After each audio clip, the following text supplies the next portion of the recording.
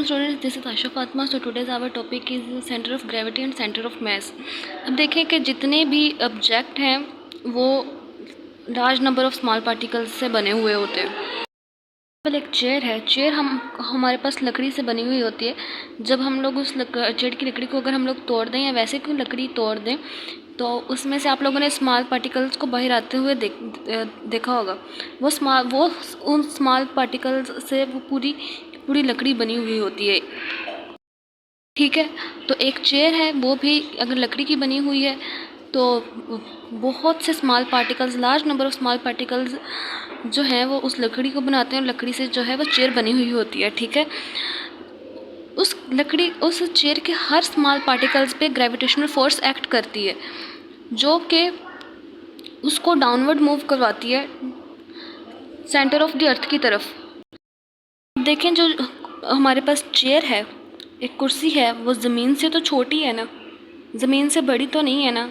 इसीलिए जो उस चेयर के हर पार्टिकल, स्मॉल पार्टिकल के लिए जो जी की वैल्यू होगी वो सेम ही होगी।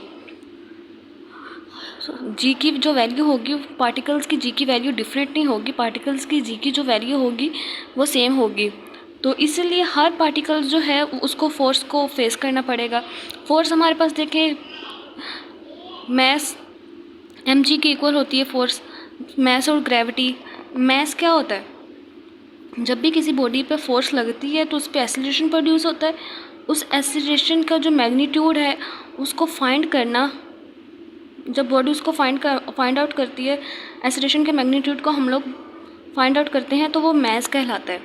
ठीक है, और जो अगर ग्रेविटेशनल फोर्स जो है वो चेयर्स के सारे particles, large number of small particles पे लग रही है तो फोर्स हमारे पास पैरेलल है, मतलब और act in the same direction और सेम डायरेक्शन पे ही एक्ट कर रही है। ठीक है, तो जो रिजल्टेंट हमें शो होगा, फिगर 4.112 में शो किया गया है कि रिजल्टेंट ग्रेविटेशनल फोर्स, अगर सारे चेयर के सारे पार्टिकल्स पे ग्रेविटेशनल फोर्स लग रही है तो सारे पार्टिकल्स जो हैं वो डाउनवर्ड ही मूव करेंगे। अगर जो सारे पार्टिकल्स पे फोर्स लग रही है, अगर चेयर हमारे पास देखें कि वो लकड़ी की चेयर बनी है, स्मॉल पार्टिकल से, large number of small particle से बनी है और सारे large number of small particles पे ग्रेविटेशनल फोर्स लग रही है, उन सारे पार्टिकल्स की ग्रेविटेशनल फोर्स को जब हम लोग सम करेंगे तो हमारे पास वो चेयर के वेट के इक्वल होगी। वेट क्या होता है? वेट हमारे पास ऐसी फोर्स होती है जिस पे जो डाउनवर्ड एक्ट कर रही होती है towards the centre of the अर्थ। ठीक है, an object is composed of a large number of small particles. एक ऑब्जेक्ट जो है वो large number of small particles पर मुश्तमिल होता है। Each particle is acted upon by gravitational force directed toward the centre of the earth. Her particles पे gravitational force acted करती है जो कि directed toward the centre of earth, जो कि सेंटर ऑफ अर्थ की तरफ मूव करता है। As the object is small as compare to earth, जो ऑब्जेक्ट होता है वो ज़मीन की निस्बत छोटा होता है। The value of g can be taken as uniformly over all particles. जो ग्रेविटेशनल फोर्स है acting on variable particles, various particles, सारे पार्टिकल्स पर ग्रेविटेशनल फोर्स लग रही है और सारे पार्टिकल्स पर सेम ग्रेविटेशनल फोर्स लग रही है, किसी पर ज़्यादा नहीं लग रही, किसी पर कम नहीं लग रही। Therefore each particles experience the same force mg.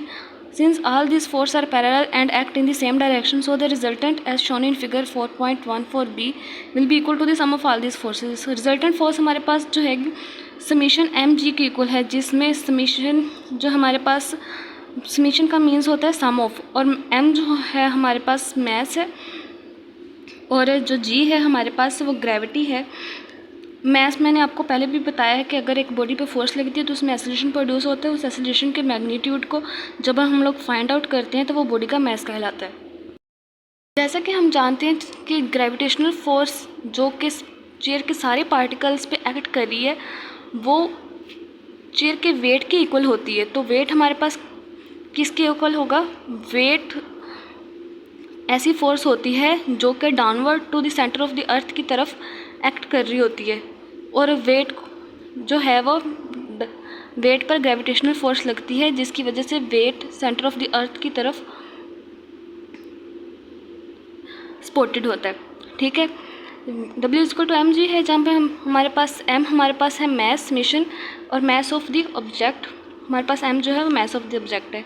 Centre of gravity एक ऐसा पॉइंट है जहाँ पे टोटल वेट होता है बॉडी का appears to be acting. Centre of gravity हमारे पास क्या होता है, एक ऐसा पॉइंट जहाँ पे बॉडी का सारा जो वेट होता है वो एक्ट कर रहा था। अगर if a body is spotted at it centre of gravity, अगर बॉडी जो है वो सेंटर ऑफ ग्रेविटी की तरफ स्पॉटेड हो तो it says that there is without it says stage with there without rotation.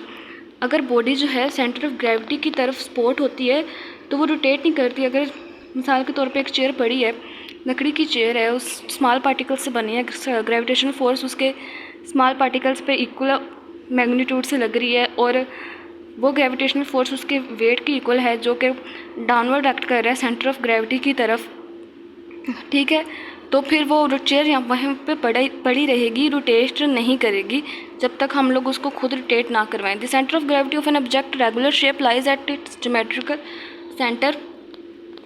अब देखें, ऐसे ऑब्जेक्ट्स की इनकी शेप रेगुलर होती है, lies at its geometrical centres, वो अपने ज्योमेट्रिकल सेंटर्स पर लाई करते हैं, यानी पे एंगल्स पे लाई करते हैं। Centre of gravity of some geometrical shape is given in table 4.1 में हमें कुछ ऑब्जेक्ट्स हैं, उनकी सेंटर ऑफ ग्रेविटी दिखाया गया। स्क्वायर और रेक्टेंगल की सेंटर ऑफ ग्रेविटी क्या होगी, point of intersection of a